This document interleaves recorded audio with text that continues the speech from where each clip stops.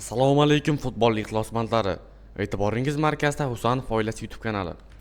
Videomiz boshlanishidan oldin videomizga bir dona like bosing va kanalimizga obuna bo'lishni unutmang. Turkiya chempionati Beshikshahar Beshiktoshga mag'lub bo'ldi. Shomurodov to'liq, Fayzulayev 66 daqiqa o'ynadi. Turkiya Superligasining 22-tur doirasida Beshikshahar va Beshiktosh jamoalari o'rtasida uchrashuv yakuniga yetdi. Istanbuldagi Fatih Terim stadionida bo'lib o'tgan bahsda mehmonlar 3-2 hisobida g'alabaga erishdi. Uchrashuvda hisob 36-daqiqada ochildi.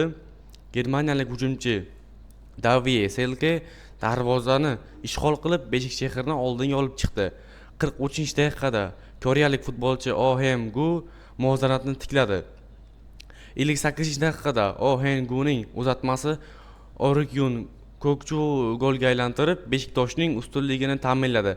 88-daqiqada Begrut Yildirim gol urib hisobni tenglashtirdi. Teosan Pilis 6-daqiqada Mustafo Hakimo'g'li gol kiritib Beshiktoshning g'alabasini ta'minladi 2-3 hisobda.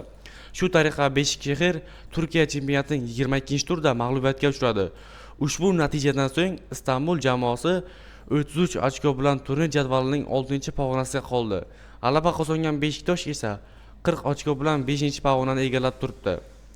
Qayd etish joiz, Beshikshahar safida to'p surayotgan o'zbekistonlik futbolchilar Abbosbek Fayzulayev va Eldor Shomurodov uchrashuvni asosiy tarkibda boshladi.